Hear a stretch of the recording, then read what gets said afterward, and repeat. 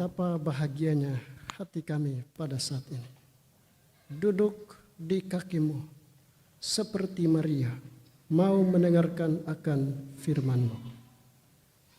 Roh Kudus, pribadi ketiga dari kealahan, kiranya datang untuk menaungi kami, sehingga kami dapat memahami akan rencana-Mu di dalam kehidupan kami melalui firman-Mu pada saat ini.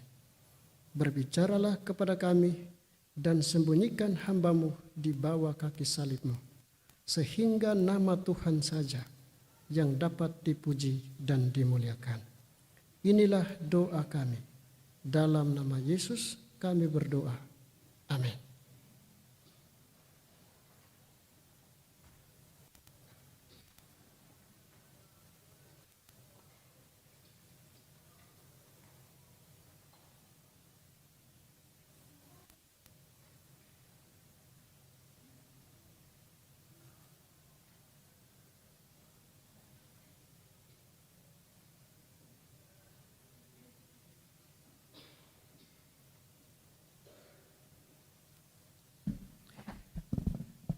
Selamat hari Sabat. Terima kasih atas kesempatan yang baik kita bisa bersama-sama untuk belajar firman Tuhan pada saat ini. Kami di Unclub diajar untuk tidak boleh hanya berdiri di sini. Jadi ini kayak seperti saya diikat, seperti sapi, tidak bisa bergerak. Itulah sebabnya saya izin untuk ngambil supaya saya bisa berdiskusi dengan saudara-saudara sekalian. Boleh ya? Boleh. Oke.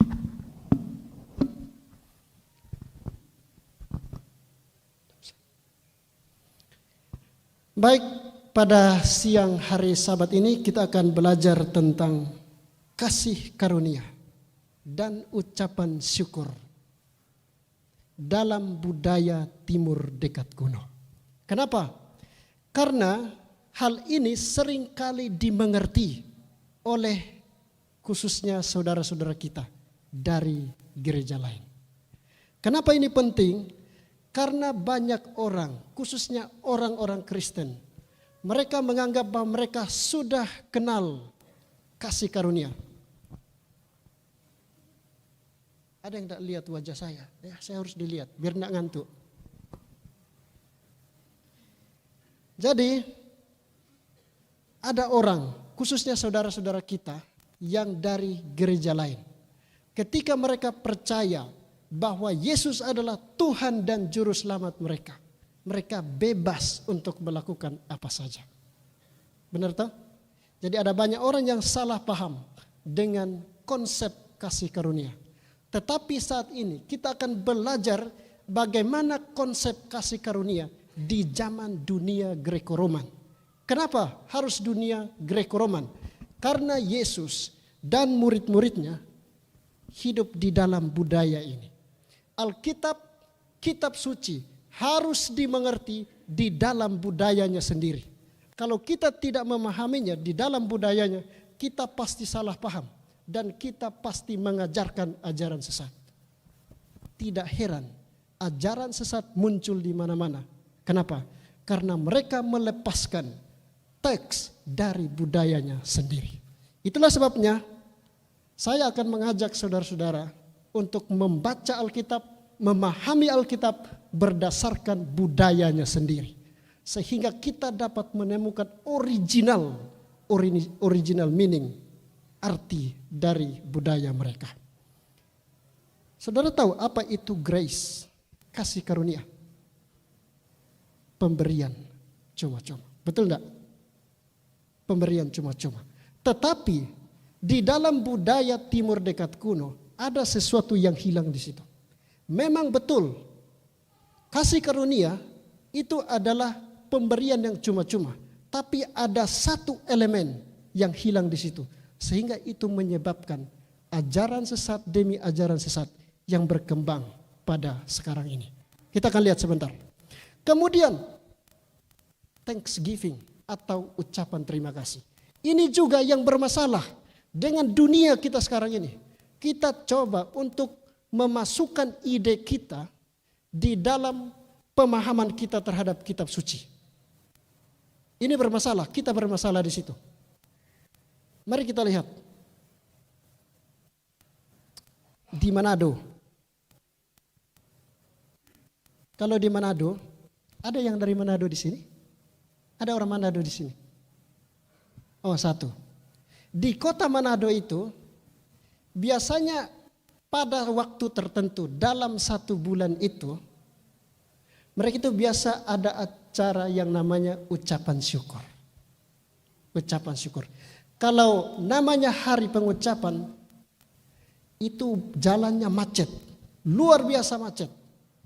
Jadi setiap rumah sediakan makanan di situ.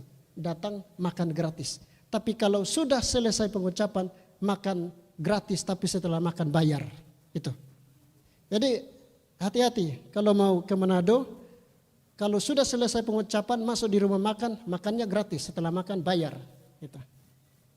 Kemudian di Amerika juga ada yang namanya Hari Raya Thanksgiving.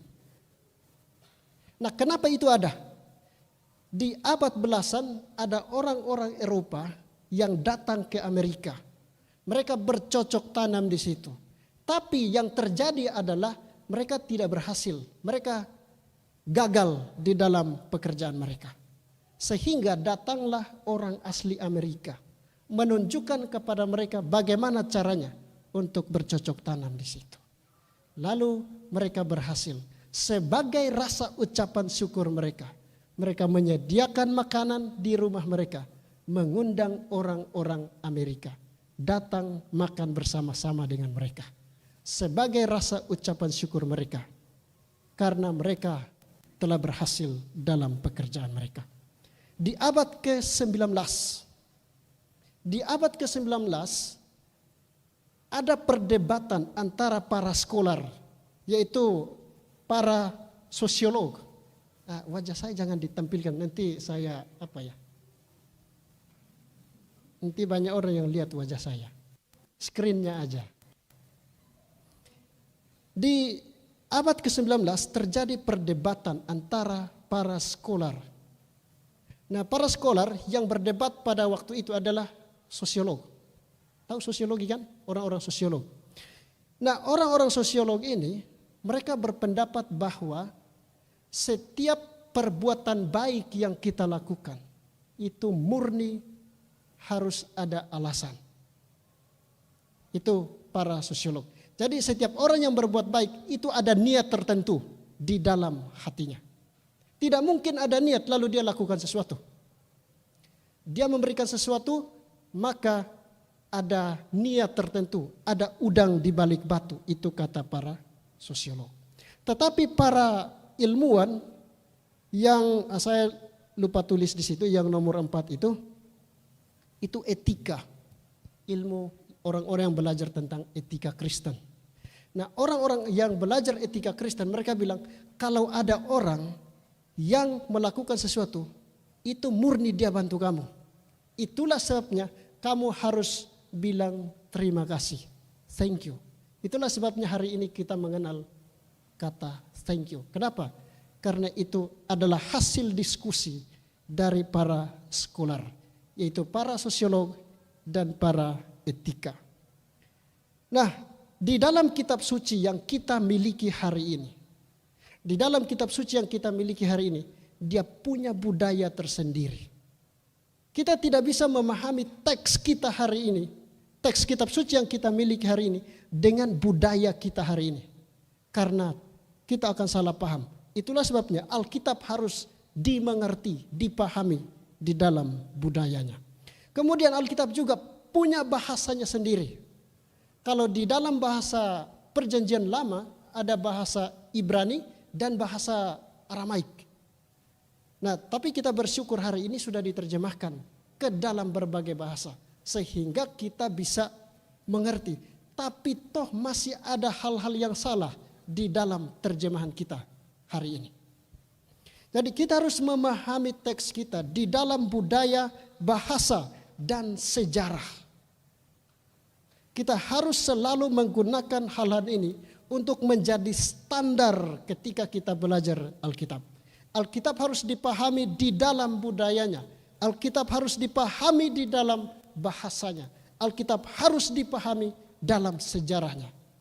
Dan ada sosial dan ekonomi pada masa itu. Jadi kita tidak bisa menggunakan budaya kita. Kita tidak bisa menggunakan konteks sosial kita hari ini. Kita akan pasti salah paham dengan kitab suci kita. Itulah sebabnya kita harus kembali kepada budaya pada masa itu. Kemudian ini istilah-istilah ini yang akan saya gunakan di dalam presentasi ini. Jadi ingat baik-baik ini, saya akan menggunakan istilah-istilah ini di dalam presentasi ini. Yang pertama adalah intertekstual. Apa itu intertekstual?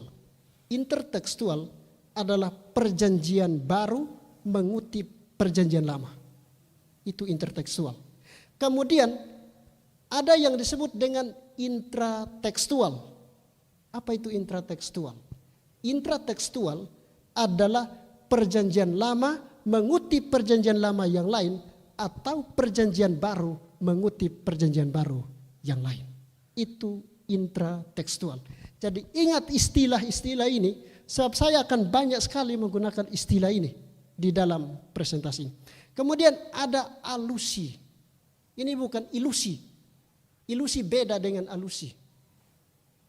Alusi itu adalah dia berbicara tentang tema yang sama, mirip-mirip, mengangkat hal yang sama, tapi dengan menggunakan bahasa dari penulis itu sendiri. Dia sebenarnya mengulangi hal yang sama, tapi dia menyampaikannya dengan caranya berbeda. Itu yang disebut dengan alusi. Baik dia kutip tentang perjanjian lama, tapi dia tidak kutip secara langsung. Tapi dia menggunakan gaya bahasanya sendiri. Itu yang disebut dengan alusi. Kemudian eko. Tahu eko? Kalau kita ada speaker itu biasanya kalau saya ngomong kemudian digemakan kembali suara saya. Nah di dalam Alkitab sama seperti itu. Penulis perjanjian lama dan penulis perjanjian baru biasanya itu mereka menggemakan kembali apa yang sudah disampaikan oleh para nabi sebelumnya. Jadi ingat baik-baik ini. Jangan sampai nanti salah paham dengan apa yang saya sampaikan sebentar. Kemudian ada kutipan langsung. Nah biasanya kutipan langsung itu dikasih kutipan. Tapi di dalam bahasa asli nggak ada. Jadi kita harus tahu tentang hal-hal ini. Yang pertama intertekstual. Intertekstual itu apa? Perjanjian baru mengutip perjanjian lama. Intratekstual, perjanjian baru mengutip perjanjian baru, perjanjian lama mengutip perjanjian lama. Kemudian alusi itu dia mengangkat hal yang sama tapi menggunakan bahasanya sendiri. Sementara kalau eko itu dia menggemakan kembali apa yang sudah disampaikan sebelumnya. Jadi ingat baik-baik ini sebab kita akan masuk ke dalam teks perjanjian baru dan kita akan melihat betapa indahnya perjanjian baru. Kita akan lihat. Kemudian ini klise. Saudara baca buku ini, saya punya bukunya. Ini ditulis oleh Dr. Carson. Dr. Carson. Dia menulis buku Love in the Hard Places. Buku ini sudah ada dalam bentuk bahasa Indonesia. Jadi kalau pergi ke perpustakaan, dilihat di situ. Apa itu klise? Klise itu adalah sesuatu yang nampaknya indah, kedengarannya indah, tapi sebenarnya itu menyesatkan. Itu klise. Saya kasih contoh. Orang yang beriman pasti tahu bersyukur. Betul enggak? Kedua, orang yang beriman pasti tidak mengalami hal-hal yang buruk. Betul enggak?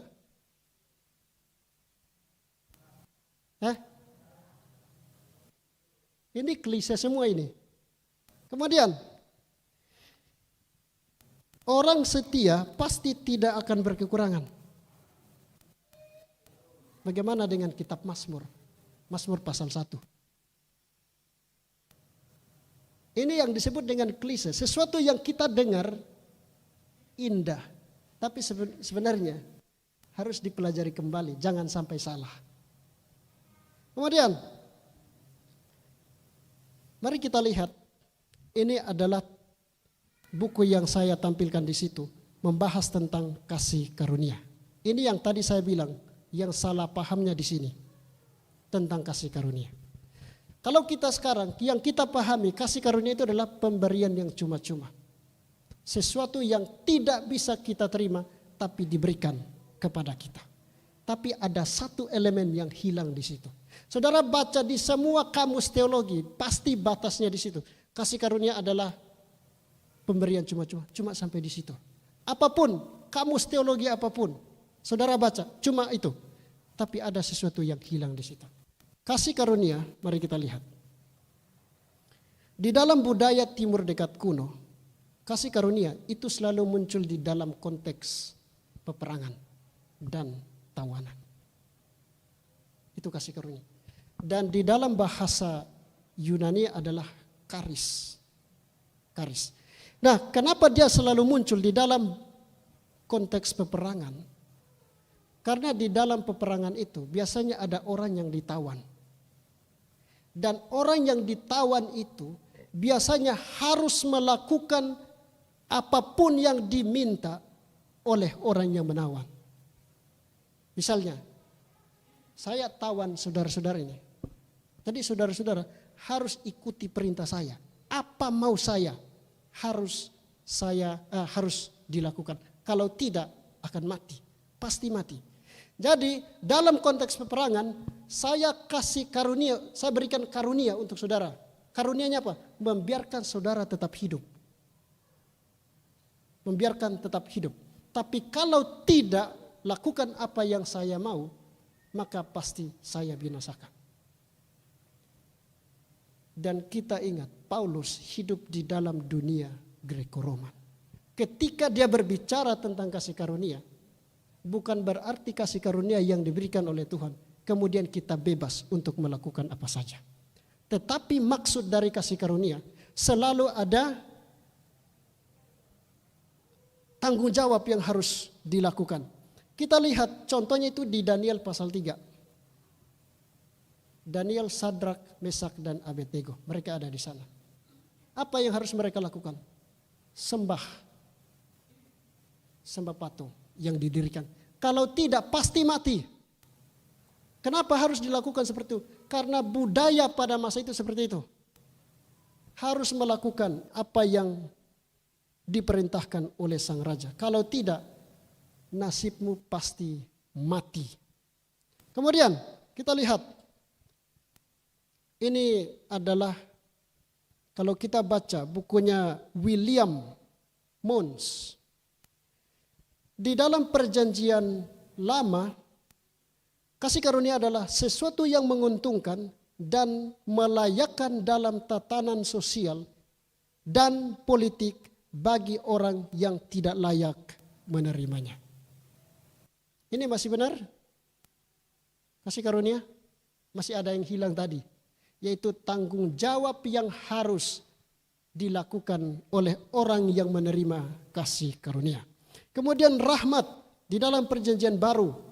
Kasih karunia adalah rahmat, nikmat pemberian kepada pihak yang tidak pantas untuk mendapatkannya. Tetapi ada yang hilang di sini, yaitu tanggung jawab yang harus dilakukan oleh sang penerima. Nah, perhatikan ini. Nah, di dalam tulisan-tulisan para teolog itu, mereka membuat istilah pemberian, kemudian ada tanggung jawab dari sang penerima. Ini konsep kasih karunia yang benar, sesuai dengan budaya Timur Dekat kuno. Jadi ada pemberi. Nah, kalau Tuhan memberikan kasih karunia, berarti Tuhan bertindak sebagai pemberi dan manusia bertindak sebagai orang yang menerima, dan ada tanggung jawab yang harus dilakukan. Nah, ada orang yang memahami kasih karunia. Yang penting saya sudah selamat. Yesus sudah mati bagi saya. Maka kasih karunia sudah diberikan kepada saya. Maka saya lakukan apa yang saya mau. Itu tidak sesuai dengan budaya timur dekat kuno. Kita orang Advent, kita sudah terima Yesus. Tidak bisa kita lakukan apa yang kita mau. Tapi tanggung jawab yang harus kita lakukan adalah apa? Datang ke gereja pada hari Sabat. Kemudian tanggung jawab kita apa? Datang mengabarkan Injil. Ada perintah. Kalau kasih karunia itu free, gratis, hanya cukup sampai pemberian yang cuma-cuma, tidak usah menginjil. Tidak usah. Betul tidak? Ada tanggung jawab yang Tuhan berikan. Dan kalau kita menolak untuk melakukan perintah Tuhan, kasih karunia kita tolak. Jadi konsepnya adalah kalau saya tidak melakukan tanggung jawab saya, maka saya menolak kasih karunia pemberian itu. Dan konsep budaya timur dekat kuno adalah kalau saya berikan sesuatu kepada saudara, artinya saya mau saudara lakukan sesuatu untuk saya. Itu budaya pada masa itu. Kemudian mari kita lihat. Dan hari ini kita akan belajar di dalam Injil Lukas tentang kasih karunia. Siapa penulis Injil Lukas? Ini sedikit informasi tentang kitab Injil. Injil Lukas ditulis oleh Lukas. Kemudian Injil ini ditulis di Kaisarea. Ditulis di Kaisarea dan ditulis sekitar tahun 62 Masehi oleh Lukas. Kemudian jenis literatur atau genre dari kitab ini adalah biografi. Jadi biografi di dalam tulisan-tulisan kuno itu biasanya kalau sistem biografi bukunya itu biasanya mencatat tentang kehidupan seseorang sampai kepada kematiannya. Dan itu yang kita temukan di dalam apa? Injil Lukas. Dia mencatat kehidupan Yesus sampai kematian dan kebangkitan. Itulah sebabnya para scholar menamainya dengan jenis atau mengklasifikasinya di dalam jenis literatur biografi. Kemudian ini metodenya nanti kita akan belajar berikut. Kemudian tujuan penulisan.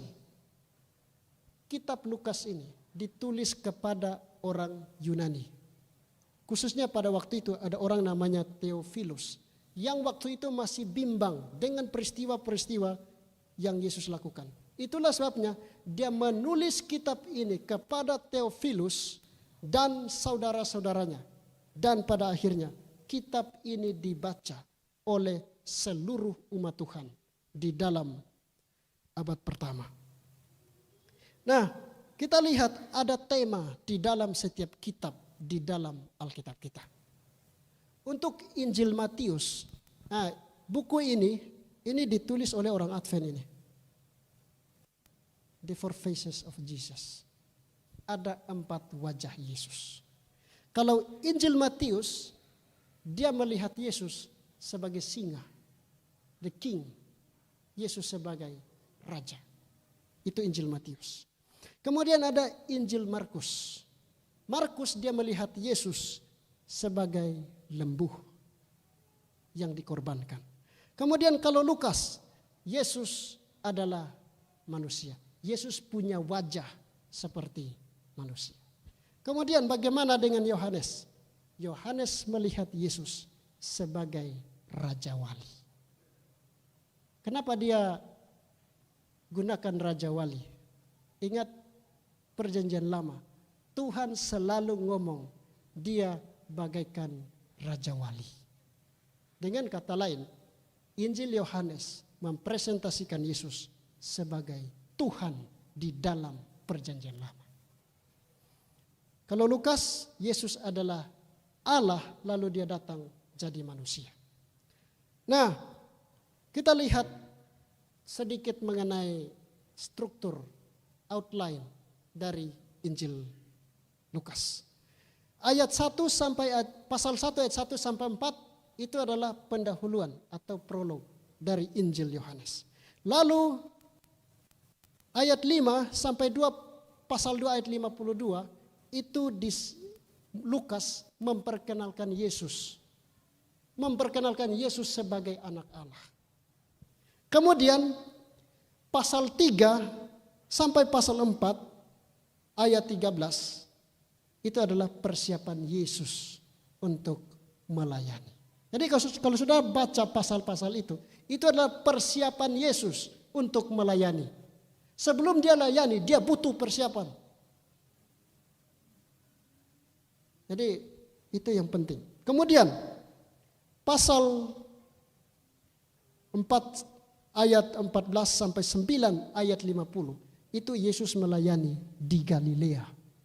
Jadi di pasal-pasal itu mencatat mengenai apa yang Yesus lakukan di Galilea. Kemudian di pasal 9 sampai pasal 9 ayat 27 itu Yesus mengadakan perjalanan dari Galilea menuju ke Yerusalem. Itulah sebabnya baca ayat 11 tadi, apa yang dibilang tadi? Yesus berjalan melintasi Galilea. Betul enggak? Samaria menuju ke Yerusalem. Karena dia sementara dalam perjalanan.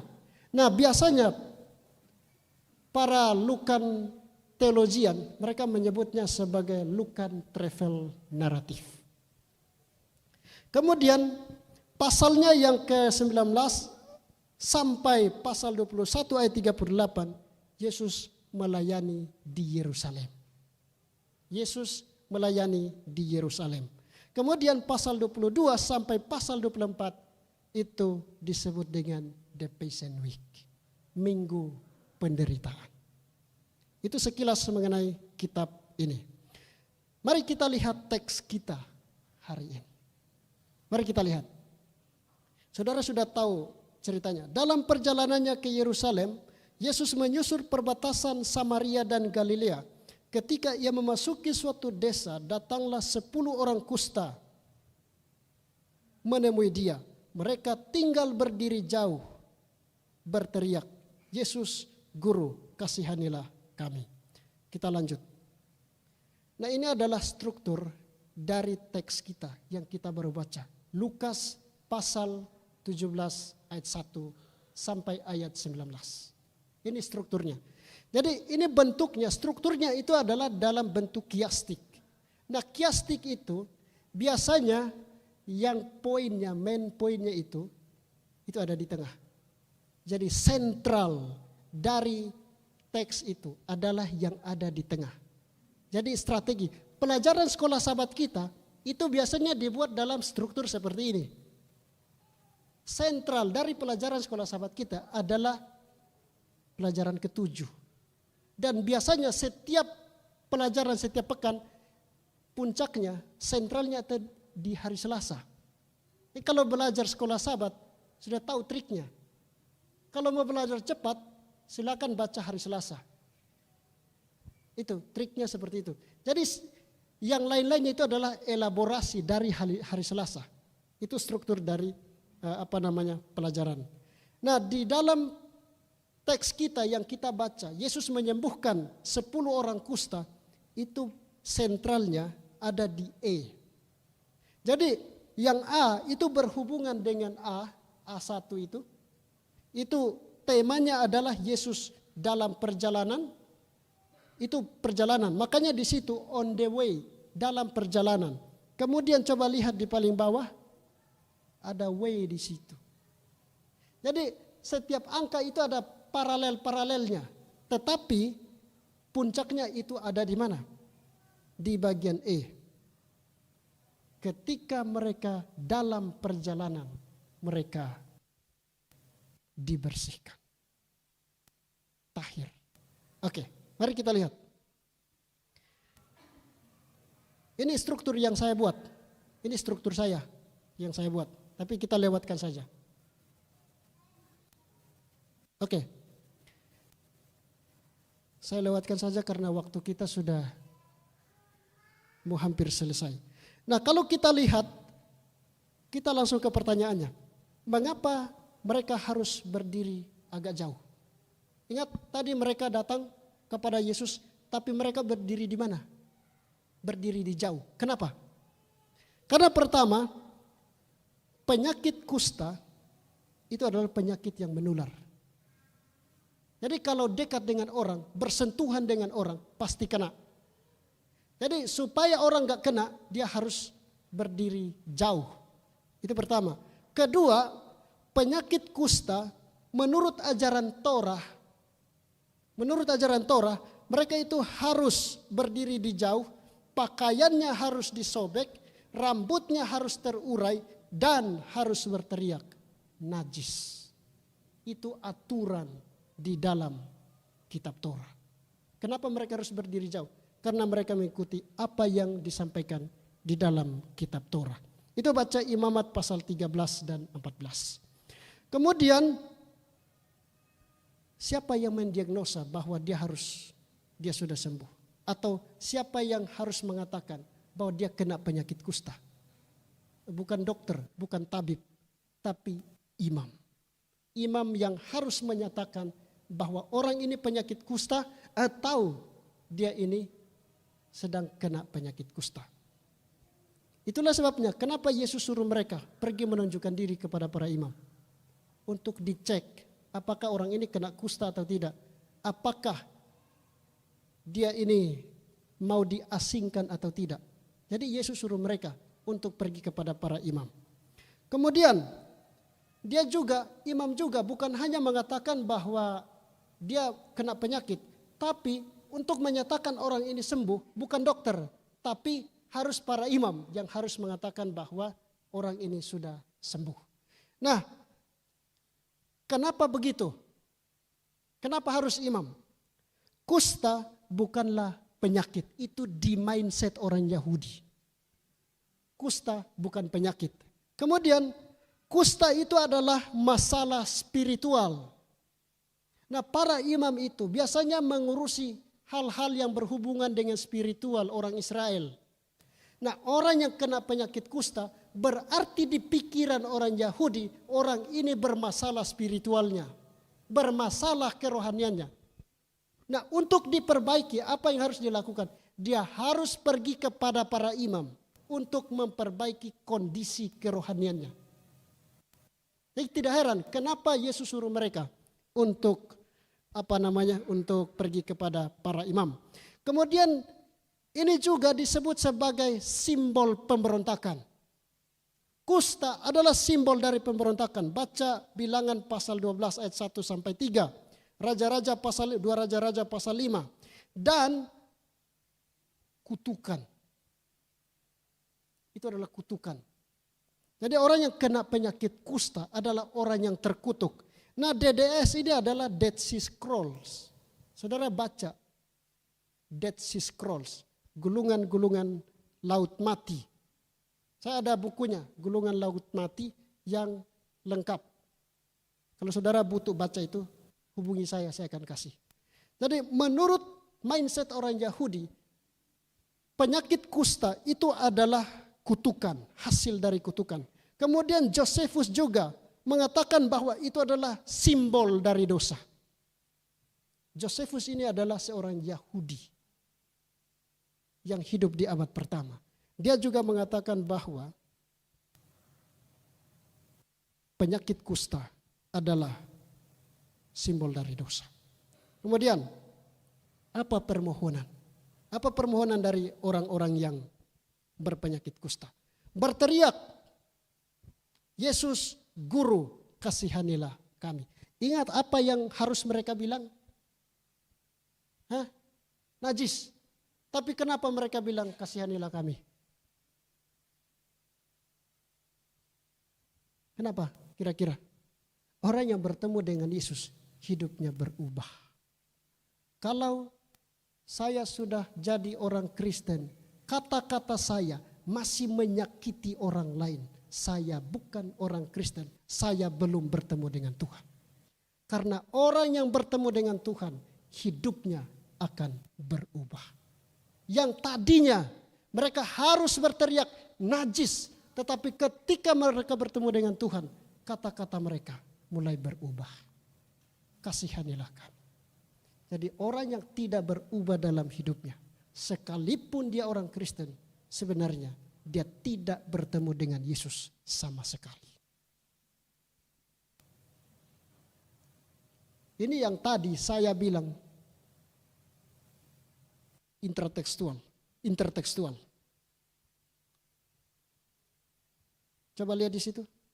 Sebenarnya Lukas tidak ngomong sembarangan, tapi dari mana dia kutip? Baca itu, Mazmur pasal 123, kasihanilah kami ya Tuhan, kasihanilah kami. Jadi Lukas dia tidak ngomong sembarangan, dia kutip dari perjanjian lama. Ini yang disebut dengan intertekstual. Tuhan yang dimaksud di situ siapa? Yahweh di dalam perjanjian lama. Nah, kalau Lukas menulis kasihanilah kami, maksud Lukas apa? Maksud Lukas dia memperkenalkan Yesus bahwa dia adalah Tuhan di dalam perjanjian lama. Ada yang masih menyangkal Yesus sebagai Tuhan.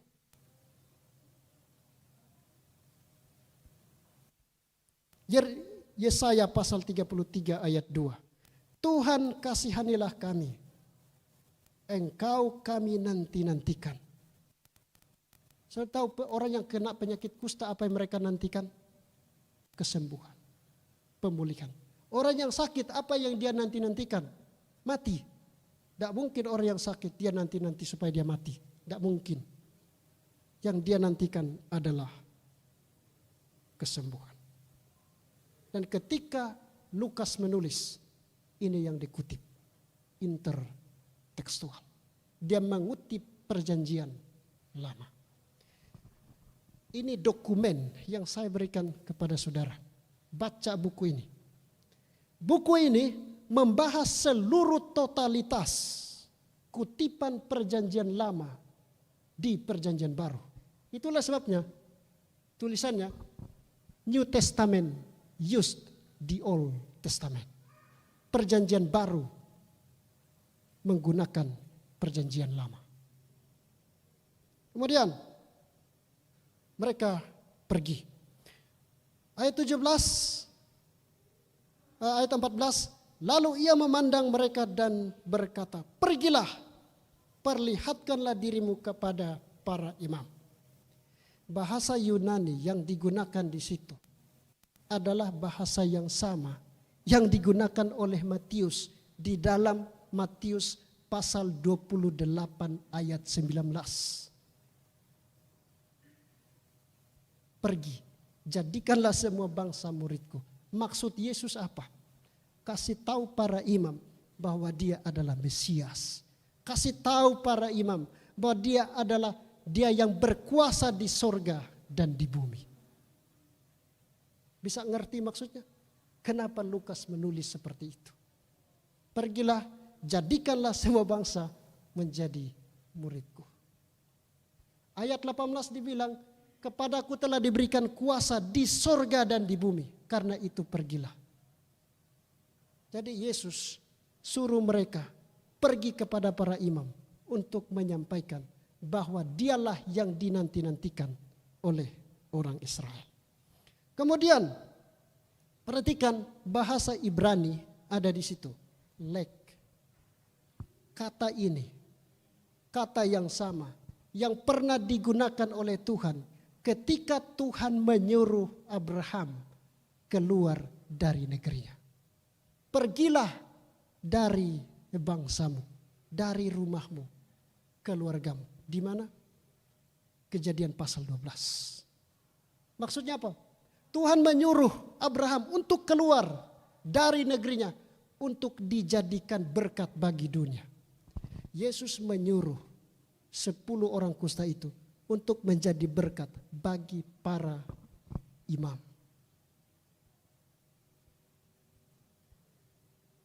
Tuhan menggunakan 10 orang kusta itu untuk menjadi berkat bagi orang lain. Kemudian healing. Bahasa Ibrani, bahasa Yunani yang digunakan di situ Saudara perhatikan di situ. Itu adalah kata yang sama yang digunakan di dalam Imamat pasal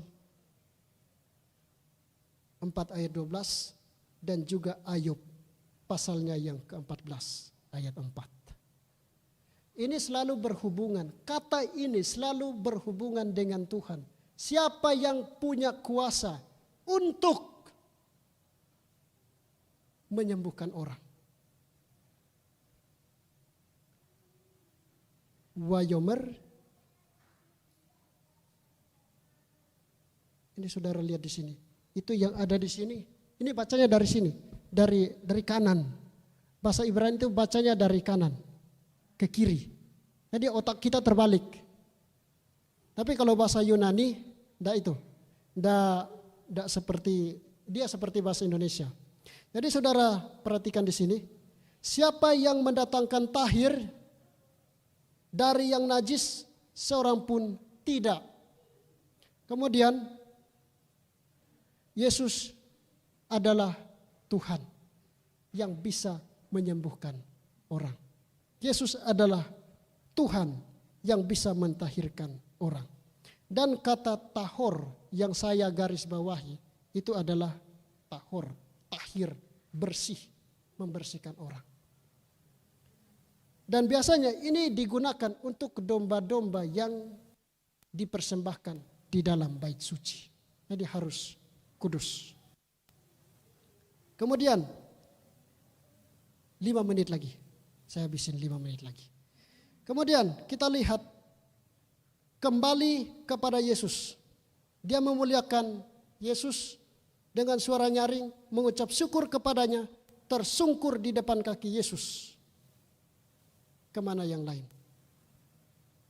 Pertanyaannya adalah kenapa dia kembali dan yang 9 orang itu tidak kembali.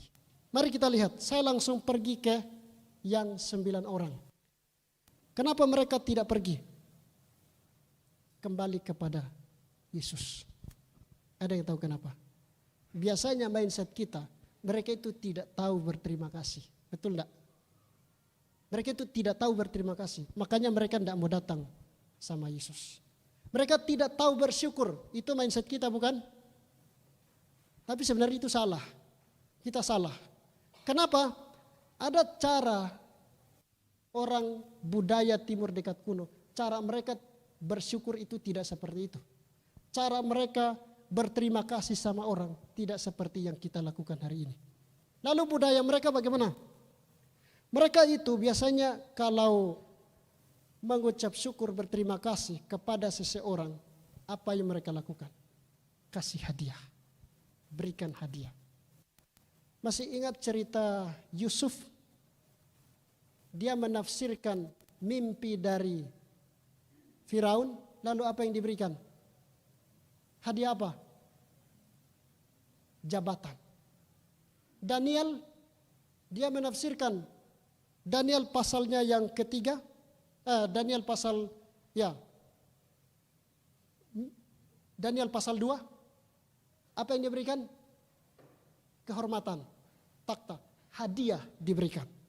Kemudian Herodias, anak Herodias, masih ingat waktu dia dance, lalu kepala Yohanes diberikan sebagai hadiah.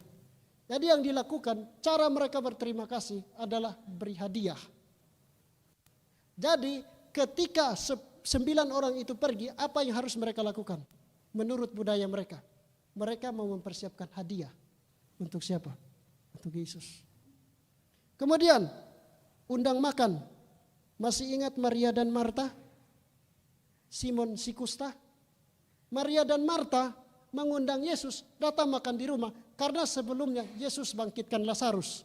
Sebagai rasa ucapan syukur mereka, mereka undang Yesus untuk datang makan. Sebagai rasa ucapan syukur mereka. Kemudian Simon si kusta, setelah disembuhkan oleh Yesus, dia undang datang makan di rumah. Itu cara mereka. Kemudian berikutnya, mereka akan membalas kebaikan yang diberikan. Kebaikan yang sama. Ingat ajaran Yesus apa yang dia bilang? Di Lukas pasal 14, dia bilang, kalau kamu buat pesta, Jangan undang orang-orang kaya di sekitar kamu, tapi undang mereka yang ada di pinggir jalan. Untuk apa? Supaya mereka tidak membuat pesta lalu mengundang kamu. Jadi cara mereka bersyukur, berterima kasih itu seperti itu. Jadi maksudnya apa? 9 orang itu bukan karena mereka itu tidak tahu berterima kasih, tapi karena mereka menunggu Yesus pada saat menderita, mereka tolong Yesus. Kemudian ada budaya yang namanya budaya malu. Orang-orang pada masa itu, kalau kita datang, orang tolong saya, kemudian saya bilang terima kasih, sudah bantu saya. Itu hal yang memalukan buat mereka. Itu hal-hal yang memalukan.